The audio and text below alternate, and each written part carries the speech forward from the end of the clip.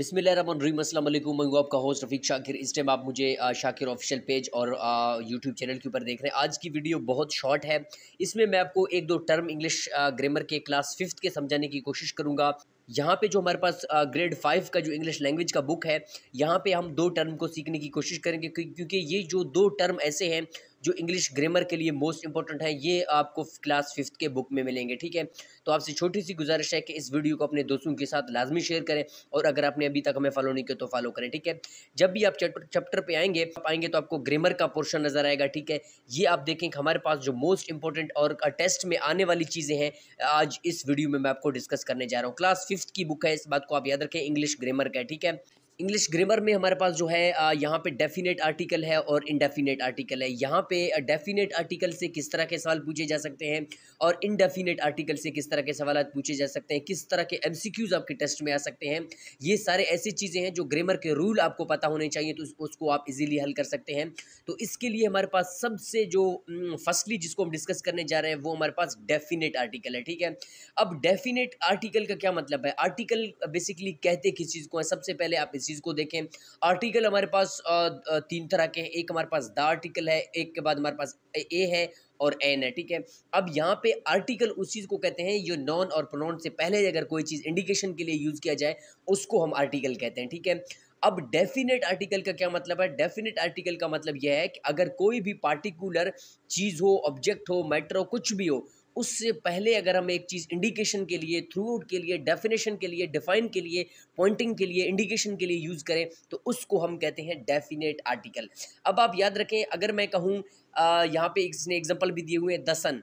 अब मैं ऐसे नहीं कहूँगा आसन, आसन नहीं होगा। अब मैं ऐसे भी नहीं कर सकता हूँ एन सन, ऐसे नहीं हो सकता, क्योंकि ये जो एक पार्टिकुलर चीज़ को रेफर कर रहा है, तो इसी वजह से इसको हम नॉन के शुरू में पुट करते हैं या किसी भी ऑब्जेक्ट की या पर्सन के शुरू में पुट करते हैं। इसी वजह से उसको डिफाइन करने के लिए यूज़ किया जाता है। इसका नाम इसीलिए डेफिनेट आर्टिकल है। डेफिनेट मतलब डिफाइन से निकला है, जो आपको इशारा दे रहा है किसी पार्टिकुलर चीज़ की तरफ। ठीक है, उसके बाद आपका एक सेंटेंस भी इसने बड़ा एक अच्छा सा एग्जांपल दिया है, ही इज़ द बॉय। अब देखो, बॉय की तरफ इशारा है तो बॉय को इंडिकेट कर रहा है। अब बॉय को कौन इंडिकेट कर रहा है? बॉय को द इंडिकेट कर रहा है।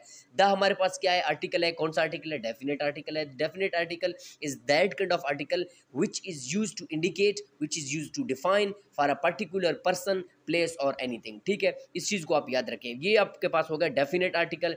उसके बाद हमारे पास इंडेफिनेट आर्टिकल कौन से होते हैं? इंडेफिनेट आर्टिकल हमारे पास आ और एन होते हैं। ठीक है, ये वो आर्टिकल है, यहाँ पे आप देखिए इसने डेफिनेशन भी दिया हुआ है, a is used for nouns which start with a consonant sound. अब आप देखें कि हमारे पास जो कॉन्सोनेंट साउंड होते हैं, वावल को निकाल के बाकी सारे कॉन्सोनेंट्स हैं हमारे पास। जो इंग्लिश हमारे पास अल्फ़ाबेट्स होते हैं, एक कॉन्सोनेंट कहते हैं, एक हमारे पास वावल्स को कहते हैं। ठीक है, और इंग्लिश के अंदर जो हमारे पास जो वावल है वो 5 हैं, ए ई आई ओ यू। आप देखें, अगर कोई भी वर्ड जहाँ पे आ जाए, ठीक है, उसको हम क्या कहेंगे? इनडेफिनेट आर्टिकल कहेंगे। अगर जहाँ पे एन आ जाए उसको भी हम क्या करेंगे? इनडेफिनेट आर्टिकल कहेंगे। अब आ को कहाँ पे यूज़ करते हैं? आ को हम यूज़ करते हैं जब भी हमारे पास कोई भी नॉन किस चीज़ से शुरू हो जाए, कॉन्सोनेंट साउंड से शुरू हो जाए। इस बात को याद रखें। अब कॉन्सोनेंट साउंड हमारे पास क्या है? कॉन्सोनेंट साउंड हमारे पास वो साउंड्स होते हैं जो ऑब्स्ट्रक्शन ऑफ एयर, हम जब फॉर एग्जांपल अगर मैं कहूँ बी सी डी, इस तरह के साउंड जिसमें हमारे पास जो वो एक लिहाज से रुक के आएगा, एक रेजिस्टेंस के साथ आएगा, इसीलिए इसको हम कॉन्सोनेंट साउंड कहते हैं। ठीक है, यहाँ पे एक अच्छा सा एग्जांपल है, शी इज आ पायलट। अब पी है ना, पी, अगर आप पी बोल दें तो पी हमारे पास क्या है? हमारे पास कॉन्सोनेंट साउंड है। तो कॉन्सोनेंट साउंड के लिए, कॉन्सोनेंट साउंड को पुट करने के लिए हमारे पास जो बेस्ट एग्जांपल है वो इंडेफिनेट आर्टिकल का आ है, एन नहीं है। इस बात को याद रखें। और एन कहाँ पे यूज होता है? एन हमारे पास जो हमारे पास वावल साउंड्स होते हैं, वावल साउंड। अब वावल साउंड क्या है?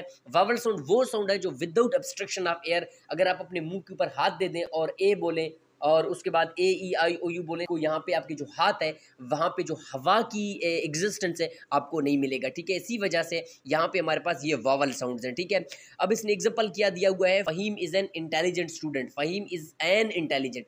अब एन क्यों आया? क्योंकि ये जो इंटेलिजेंट का वर्ड है, ये आप देखें, इंटेलिजेंट का वर्ड आई से शुरू हुआ, क्योंकि ए ई आई यू हमारे पास वावल है। तो ये दो इंपॉर्टेंट टर्म है, इसी वजह से इस बुक में बहुत सारे इंपॉर्टेंट टर्म आपको मिलेंगे, नॉन के, प्रोनाउन के, बट ये दो इंपॉर्टेंट प्रीफर्ड हमारे पास जो टर्म है, जो इंग्लिश ग्रामर में स्पेशली यूज़ किए जाते हैं और आपके टेस्ट के लिए भी आपके लिए मोस्ट इंपॉर्टेंट है, तो इनको आप हमेशा याद रखें।